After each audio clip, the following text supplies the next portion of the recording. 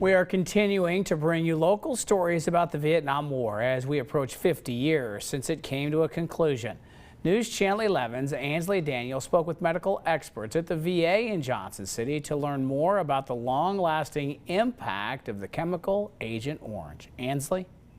Yeah, Casey, more than 58,000 American soldiers died in the Vietnam War, but the number of those dying as a result of serving continues to rise because of Agent Orange. I sat down with the Chief of Occupational and Environmental Medicine at the James H. Quillen VA Medical Center to learn more about the herbicide and how veterans are impacted today.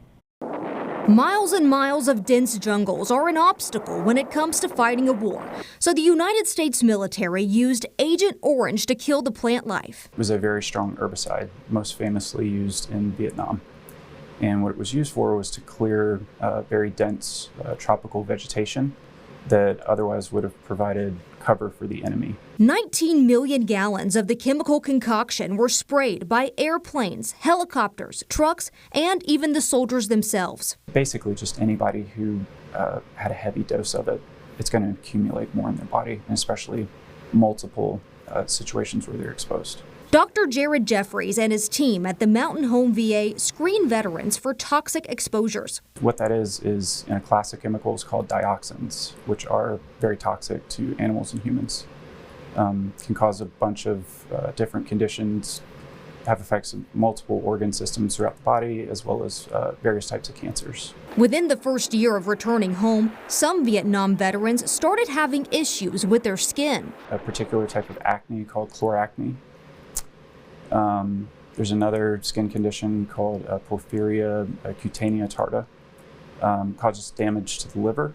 And then also when the skin is exposed to sunlight, it can cause blistering and pain. Then doctors started noticing exposure to Agent Orange was creating other issues that weren't just on the surface. Pretty soon after, like within a year after, people can develop neuropathies in their peripheral nervous system, so arms and legs. Much later on, we see all types of conditions, so neurological conditions including Parkinsonism is a big umbrella, and then actual Parkinson's disease.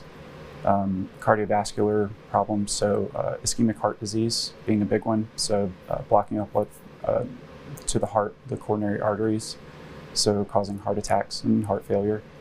Hypertension, diabetes, type 2 diabetes, hypothyroidism. There's a whole host of cancers. The dioxin TCDD is a byproduct of Agent Orange, and there's no treatment to get rid of it in the body. TCDD tends to accumulate in fat, and so the higher the amount that they were exposed to, it can accumulate in fat and then would kind of get released over time. Most veterans Dr. Jeffries and his team screen have multiple conditions presumed to be from Agent Orange. We can talk to their primary care. We can make recommendations about how to get a better diagnosis, perhaps it's labs or imaging or something that needs to be done. Maybe they need a specialist referral. So we can recommend that kind of stuff. The impacts of Agent Orange can also go beyond the veteran who served, with the possibility of spina bifida and other birth defects passed down to their children.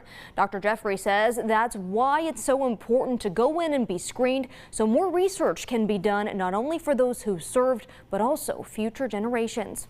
Now, later this month, we're airing specials about the Vietnam War as we approach 50 years since it came to a close. Vietnam War, A Lost Generation will air this Saturday. That's April 26th at noon, right here on News Channel 11.